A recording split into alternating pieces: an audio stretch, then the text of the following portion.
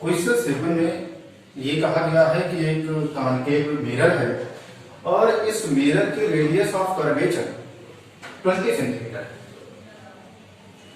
Mirror का radius of curvature 20 centimetre है और इस मिरर के प्रिंसिपल एक्सिस पर एक बॉडी है जिसकी हाइट भी 10 सेंटीमीटर है और ये बीसी लेंथ भी 10 सेंटीमीटर है, ये रखी हुई। अब इस बॉडी का ये मिरर इमेज फॉर्म करेगा। जो इमेज फॉर्म होगा उसकी टोटल लेंथ क्या होगी, जो इमेज फॉर्म होगा उसकी टोटल लेंथ क्या होगी, ये हमें फाइंड करना है। तो जरा देखें, इमेज फॉर्मेशन अगर आप समझ जाते हैं तो ये क्वेश्चन बहुत आसान हो जाएगा। अब हम इस बॉडी के जो है पार्ट ए बी की पहली बात करते हैं। ए बी जो पार्ट है वो उसकी इमेज कहां फॉर्म होगी। तो आप जानते हैं कि अगर ऑब्जेक्ट कॉन्केव मिरर के सामने प्लेस है, रखा गया है और वो सेंटर ऑफ कर्वेचर के बाहर, तो ऐसे में उसकी जो इमेज फॉर्म होती है वो इन्वर्टेड होती है और डिमिनिश्ड होती है और सेंटर ऑफ कर्वेचर और फोकस के बिटवीन फॉर्म होती है। सेंटर ऑफ कर्वेचर और फोकस के बिटवीन बनती है। तो यहां पर आप देखें, इस मिरर का जो रेडियस ऑफ कर्वेचर है वो तो 20 है और जो साइड ए बी है वो 30 सेंटीमीटर के डिस्टेंस पर है, मतलब वो बाहर है सेंटर ऑफ कर्वेचर के। तो इन्वर्टेड इमेज बनेगी और डिमिनिश्ड भी बनेगी। तो चलिए इसका इमेज फॉर्म कर देते हैं। अब हमने जैसा इस क्वेश्चन में बताया गया है कि रेडियस ऑफ कर्वेचर इसका 20 है, तो डेफिनेटली इसका रेडियस ऑफ कर्वेचर कहीं यहां होगा, इस मिरर का, ये सी है। और जो है फोकस जो होता है सेंटर और पोल के मिड पर होता है, तो ये कहीं फोकस होगा। ठीक, तो ये भी आप जानते हो कि जैसे जैसे ऑब्जेक्ट सेंटर की तरफ जाएगा वैसे वैसे जो है जो इमेज फॉर्म होगा वो जो है वो भी सेंटर की तरफ शिफ्ट होगा। तो डेफिनेटली जो साइड ए बी है वो ज्यादा क्लोज है सेंटर के, तो इसकी इमेज भी ज्यादा क्लोज होगी सेंटर के। और साइड सी डी थोड़ा सेंटर से ज्यादा डिस्टेंस पर है, तो इमेज भी सेंटर से जो सी डी की बनेगी वो थोड़ी ज्यादा डिस्टेंस पर है। यानी हम ये कह सकते हैं कि जो इमेज फॉर्म होगी एडी की वो सेंटर के थोड़ा करीब होगी और इन्वर्टेड होगी, कुछ ऐसा नहीं।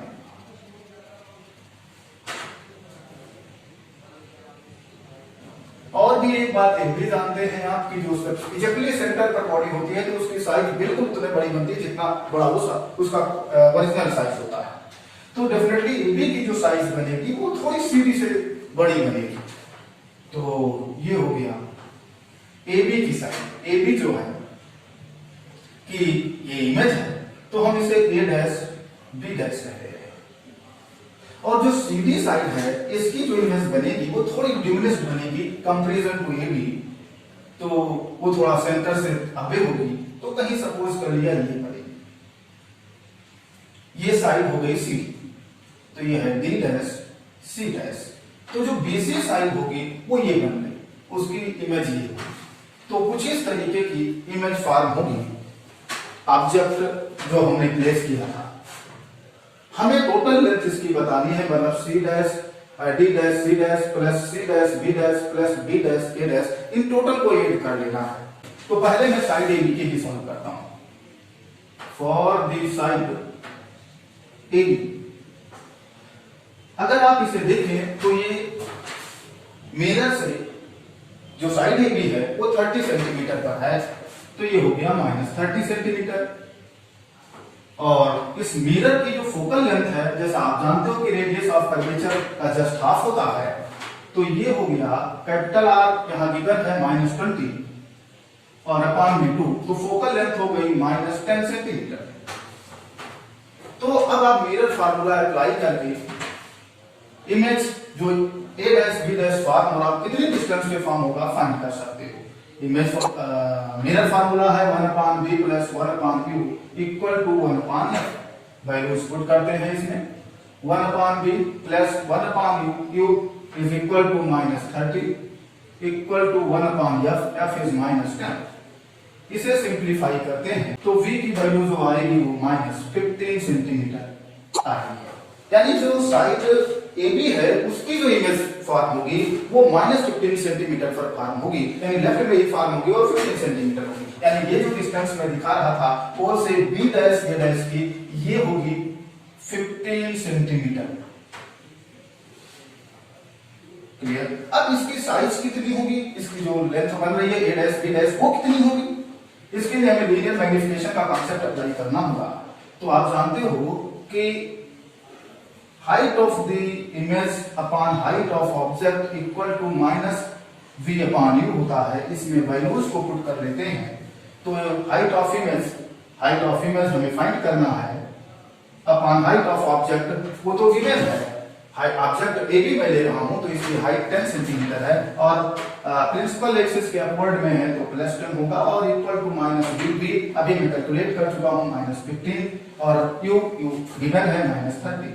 तो यहां से सिंप्लीफाई करने पर HI इक्वल टू फाइंड हो जाएगा, यह आएगा माइनस 5 सेंटीमीटर। यानी जो AB होगा A डैश B डैश होगा, हमें पता लग चुका है A डैश B डैश जो होगा वो 5 सेंटीमीटर। माइनस RY इसका मतलब वो इन्वर्टेड था जो मैं ऑलरेडी यहाँ फिगर में बना चुका हूँ। तो जो A डैश B डैश होगा वो 5 सेंटीमीटर आ गया। अब इसी तरीके से हम साइड CD के लिए भी सॉल्व कर लेते हैं। Solve the side CD।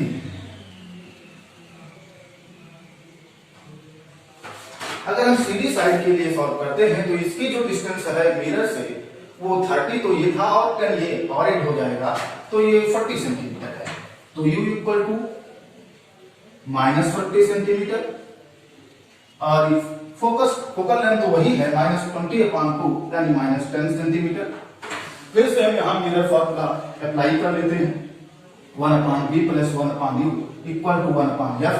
Values यहाँ से पुट करते हैं 1/b माइनस 1/u 40 और इक्वल टू 1/-10। इसे सिंप्लीफाई करते हैं तो v इक्वल टू जो आएगा ये माइनस 40/3 सेंटीमीटर, माइनस 40/3 सेंटीमीटर पर आएगा। यानी कि ये जो इमेज हो गई CD की वो माइनस 40/3 पर है, लेफ्ट में होगी और 40/3 डिस्टेंस पर, यानी ये जो डिस्टेंस है ये 40/3 सेंटीमीटर आ रहा है। आप चेक कर सकते हैं ये 15 था, ये 40/3 है, जो है ये 15 से थोड़ा कम है। तो चलिए इसकी भी हम हाइट फाइंड कर लेते हैं। फिर से लीनियर मैग्निफिकेशन का कांसेप्ट अप्लाई करते हैं। HI/HO equal to minus B/U।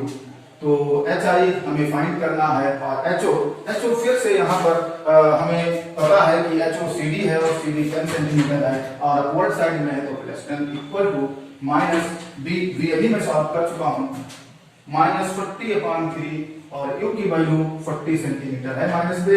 इसे सिंप्लीफाई करने पर HI इक्वल टू जो आएगा वो आ गया 10-10/3 सेंटीमीटर। यहाँ ये हाइट भी निगेटिव आ रही है, मतलब इस CD साइड की भी जो इमेज बनेगी वो इन्वर्टेड बनेगी। क्लियर? तो यहां से क्लियर हो गया कि जो C डैश D डैश होगा that will be equal to 10/3 centimetre.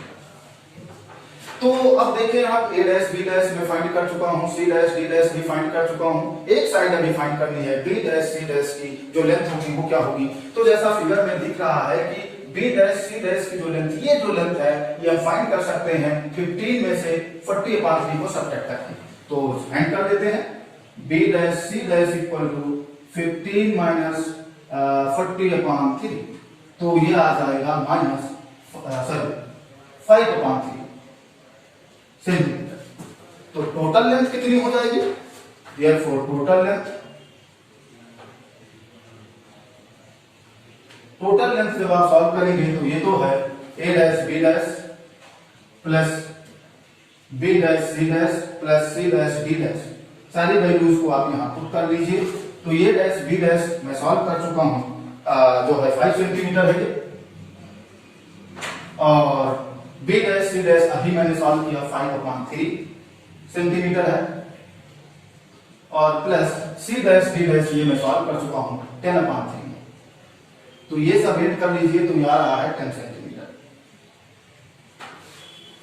Question 11 में ये कहा गया है कि एक कॉन्केव मिरर है और इस कॉन्केव मिरर का जो रेडियस ऑफ कर्वेचर है वो कैपिटल है।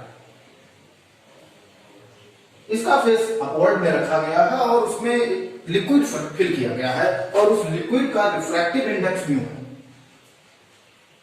जो लिक्विड फिल है उसका रिफ्रैक्टिव इंडेक्स म्यू है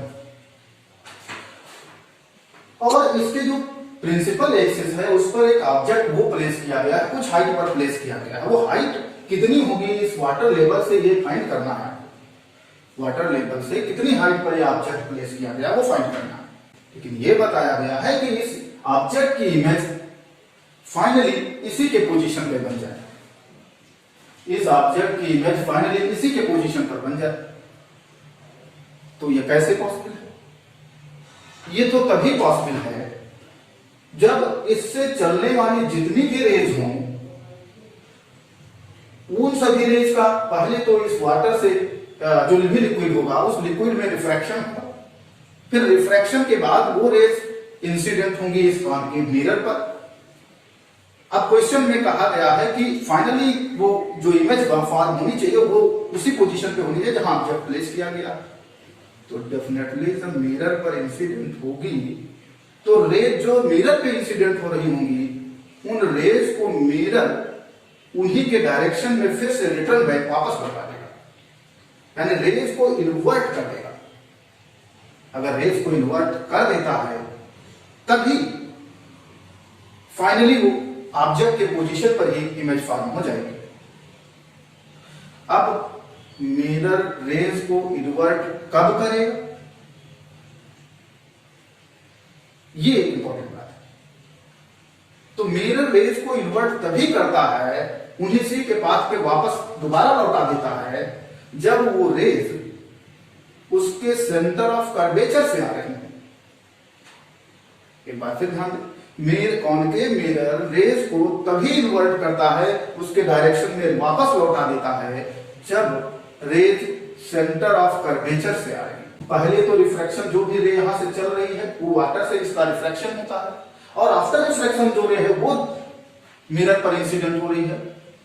इसका मतलब ये हुआ कि जो इमेज फॉर्म कर रहा होगा हो रहा होगा रिफ्लेक्शन फिनोमेना में, वो इमेज इस कॉन्केव मिरर के लिए ऑब्जेक्ट हो। यानी सीधी सी बात है कि जो रिफ्रैक्शन हो रहा है आफ्टर जो है रिफ्रैक्शन के बाद जो रेज है वो ये है दोनों है और इनका इंटरसेक्शन पॉइंट कहां आ रहा है, सेंटर ऑफ कर्वेचर पर आ रहा है। तो रिफ्रैक्शन के बाद जो इमेज फॉर्म हो रहा होना चाहिए वो सेंटर ऑफ कर्वेचर पर होना चाहिए।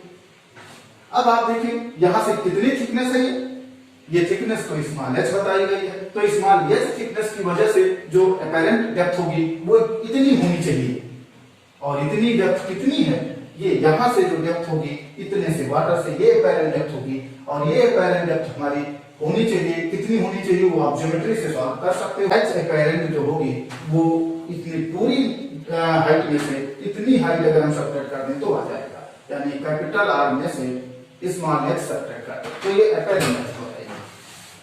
लेकिन वाटर सरफेस से या लिक्विड के सरफेस से देखिए तो जो रियल डेप्थ है वो तो स्मॉल x है। तो ऐसे सिचुएशन में हम जो कॉन्सेप्ट अप्लाई करेंगे h apparent equal to h real upon refractive index. लेकिन किसका रिफ्रैक्टिव इंडेक्स, ऑब्जेक्ट कहां है, एयर में है, तो एयर का रिफ्रैक्टिव इंडेक्स। ये रिफ्रैक्टेड रे कहां पर है, रिफ्रैक्टेड रे तो इस लिक्विड में है, तो लिक्विड के रिस्पेक्ट में यानी यहां पर जो हम लिखेंगे वो लिक्विड के रिस्पेक्ट में एयर का रिफ्रैक्टिव इंडेक्स लिखेंगे। लेकिन आपको गिवन है, उसको अगर आप देखें तो गिवन है refractive index of liquid with respect to air, ये गिवन है म्यू। तो फिर डेफिनेटली लिक्विड के रिस्पेक्ट में एयर का रिफ्रैक्टिव इंडेक्स 1/μ होगा। देयरफॉर सारी वैल्यू जिसमें पुट करते हैं h apparent is equal to r minus h और इक्वल टू h रियल पता जो है हमारा स्मॉल x है और अपॉन में ये वैल्यू मैंने सॉल्व कर लिया 1/μ। तो यहां से r minus H equal to mu into X, तो यहां से x equal to r minus H upon mu.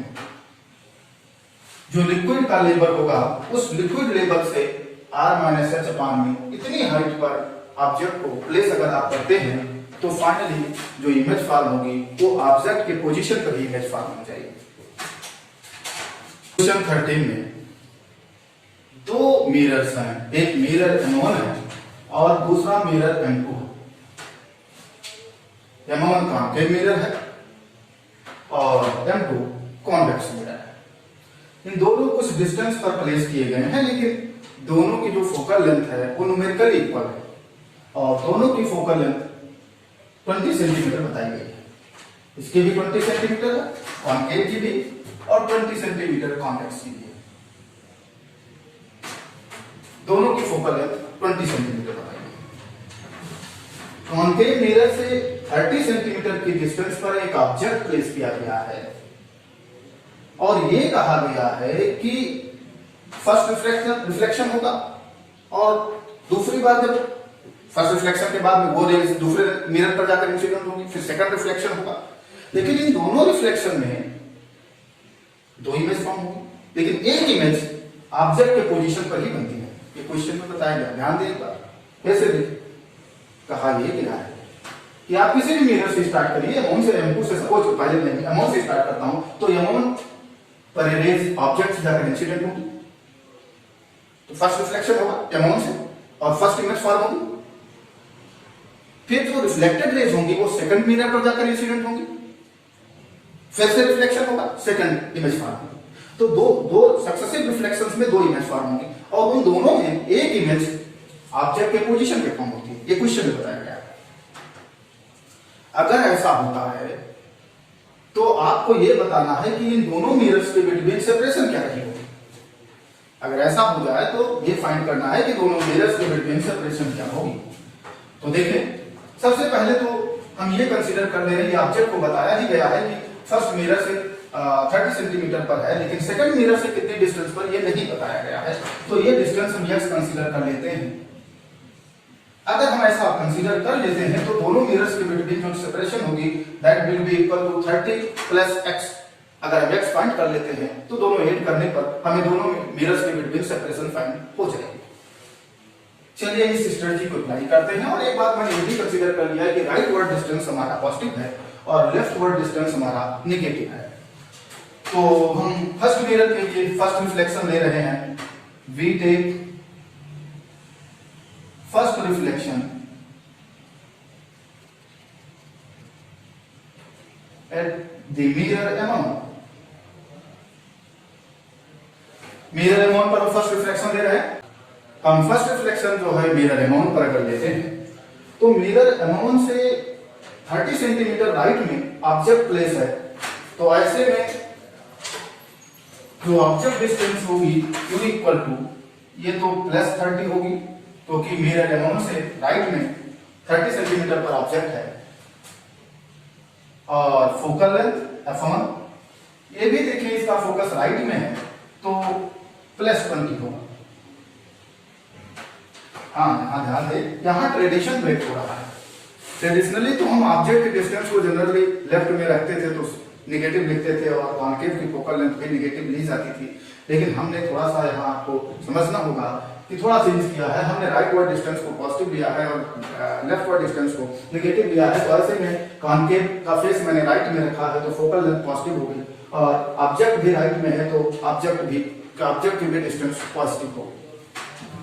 तो अब हम इसके लिए मिरर फार्मूला अप्लाई करते हैं 1/v plus 1/u equal to 1/f। तो यहां से 1/v equal to 1/f minus 1/u। तो ये सारी वैल्यूज को हम यहाँ पुट करते हैं तो 1/f f इज 20 सेंटीमीटर और minus 1/u u is plus 30 centimetre.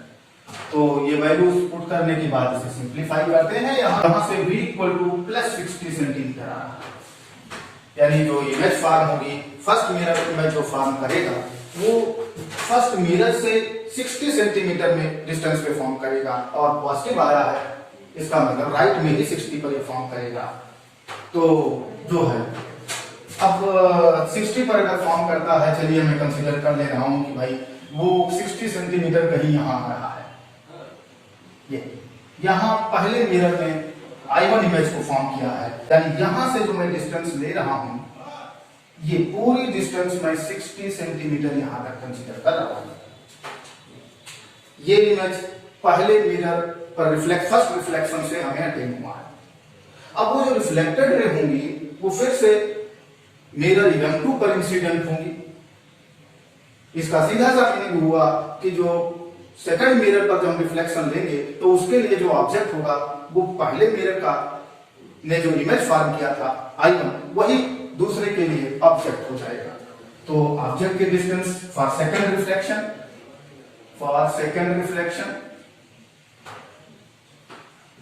Eight convex mirror, object तो कौन है? जो फर्स्ट मिरर ने इमेज फॉर्म किया था वही है I1 है। तो ये जो I1 है जैसा मैंने ड्रा किया है वो मिरर के या मिरर M2 के राइट में है। कितनी डिस्टेंस पर है मुझे अभी तो नहीं पता, लेकिन हाँ ये टोटल डिस्टेंस M1 से जो था वो 60 था। अगर हम इस डिस्टेंस को x कंसीडर कर लिए हैं तो 60 में से ये जो डिस्टेंस है, ये डिस्टेंस कितनी है? या 30 थी और plus x, 30 plus x, 30 plus x को अगर हम 60 में से सब्ट्रैक्ट कर दें तो सेकंड यानी सेकंड मिरर M2 के लिए जो ऑब्जेक्ट है उसकी डिस्टेंस आ जाएगी, लेकिन ये राइट में है तो ये भी पॉजिटिव ही होगा, यानी प्लस में 60 में से सब्ट्रैक्ट करना होगा हमें। किसको सब्ट्रैक्ट करना है? 30 प्लस x को पॉजिटिव लेंगे तो ये जो आएगा ये इक्वल टू यहां से 30 माइनस x सेंटीमीटर, ये u आ गया। फोकल लेंथ अगर आप देखें तो फोकस भी सेकंड मिरर के राइट में है तो इसकी भी फोकल लेंथ प्लस में ही होगी, प्लस 20 सेंटीमीटर। हाँ लेकिन एक बात ध्यान दें, फर्स्ट रिफ्लेक्शन से जो इमेज फॉर्म हुई थी वो तो I1 यहां फॉर्म हुई थी, ऑब्जेक्ट के पोजीशन पे तो फॉर्म नहीं हुई थी। लेकिन क्वेश्चन में जैसा बताया गया है कि दोनों इमेज में एक इमेज कहां फॉर्म होनी है? ऑब्जेक्ट पोजीशन पे तो पहली इमेज तो अलग फॉर्म हुई है, तो डेफिनेटली दूसरी बार जो रिफ्लेक्शन होगा तो फिर तो इमेज ऑब्जेक्ट के पोजीशन पे फॉर्म हो रही होगी, क्योंकि क्वेश्चन में बताया गया है। यानी कि सेकंड रिफ्लेक्शन जब हो रहा होगा तो सेकंड रिफ्लेक्शन के आफ्टर इमेज ऑब्जेक्ट के पोजीशन पर यहां फॉर्म हुई है, जो सेकंड मिरर से x डिस्टेंस लेफ्ट में है। यानी इमेज की डिस्टेंस भी हमें क्वेश्चन के अकॉर्डिंग पता लग चुकी है कि वो -x सेंटीमीटर होगा। क्लियर? सेकंड रिफ्लेक्शन के बाद जो इमेज फॉर्म होनी है वो ऑब्जेक्ट के पोजीशन पे होनी है, तो डेफिनेटली इमेज की जो पोजीशन होगी वो ऑब्जेक्ट के पोजीशन पर है, जो सेकंड मिरर से x डिस्टेंस लेफ्ट में है, तो हमने v इक्वल टू -x से किया है। अब हम मिरर फार्मूला अप्लाई करते हैं, 1/v plus 1/u equal to 1/f। सारी वैल्यूज बिग साइन पुट करते हैं तो 1/v -x plus 1/u, u हम फाइंड कर चुके हैं 30 - x है, और इक्वल टू 1/f 1/20। इसे सिंप्लीफाई करते हैं तो यहां इस तरीके से हमें क्वाड्रेटिक फॉर्म हो रहा है, और वो क्वाड्रेटिक है x² और x² प्लस 10x माइनस 600, और ये इक्वल टू 0 है। इसे अगर आप सिंप्लीफाई करें तो x की दो वैल्यूज आ रही हैं, एक तो जो है -30 सेंटीमीटर और दूसरी x इक्वल टू जो है x इक्वल टू दूसरी जो वैल्यू आ रही है वो 20 सेंटीमीटर। हाँ निगेटिव एक वैल्यू आ रही है तो निगेटिव वैल्यू कंसीडर नहीं होगी, यानी x इक्वल टू 20 सेंटीमीटर। यहाँ जो आंसर है वो x इक्वल टू 20 सेंटीमीटर हमको लेना होगा। तो जो सेपरेशन होगा दोनों के बिटवीन, दोनों मिरर्स के बिटवीन जो सेपरेशन होगा वो कितना होगा? सेपरेशन बिटवीन द मिरर ये इक्वल टू 30 सेंटीमीटर तो ये था ही, और ये हम फाइंड कर चुके हैं ये 20 सेंटीमीटर है। तो ओवरऑल ये 30 प्लस x यानी इक्वल टू 50 सेंटीमीटर। तो हमें जो फोकल लेंथ दोनों मिरर्स के बिटवीन सेपरेशन है वो फाइंड हो चुका है, वो है 50 सेंटीमीटर। एक पार्ट इस क्वेश्चन में और कहा गया है वो ये कि जो सेकंड मिरर M2 है, वो सेकंड मिरर M2 जो इमेज फॉर्म करता है सिंगल रिफ्लेक्शन से, यानी पहला रिफ्लेक्शन अगर आप मिरर M2 पर लेते हैं तो जो इमेज फॉर्म होगी वो कहां फॉर्म होगी?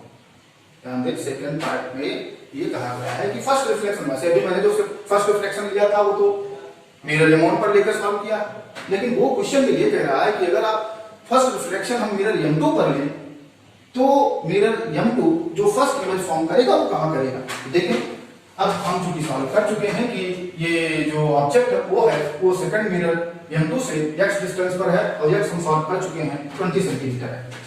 तो जो B पार्ट है उसके लिए हम सॉल्व करते हैं, फर्स्ट रिफ्लेक्शन हम M2 पर ले रहे हैं और तो फिर ऐसे में ऑब्जेक्ट देखें तो कितने डिस्टेंस पर हो गया -x और ये इक्वल टू -20 सेंटीमीटर। तो इस सेकंड मिरर से ऑब्जेक्ट लेफ्ट में है x डिस्टेंस पर, तो u की वैल्यू में -20 सेंटीमीटर ली है और जो है v की वैल्यू फाइंड करनी है और फोकल लेंथ प्लस 20 गिवन है, तो 1/v plus 1/u equal to 1/f होता है। इसे सिंपलीफाई करिए तो 1/v equal to 1/f, 1/f f की वैल्यू यहाँ 1/20 गिवन है, 1/20 हो जाएगा और -1/u 1/-20। तो इसे सिंपलीफाई करने पर v इक्वल टू जो आएगा वो +10 सेंटीमीटर आएगा।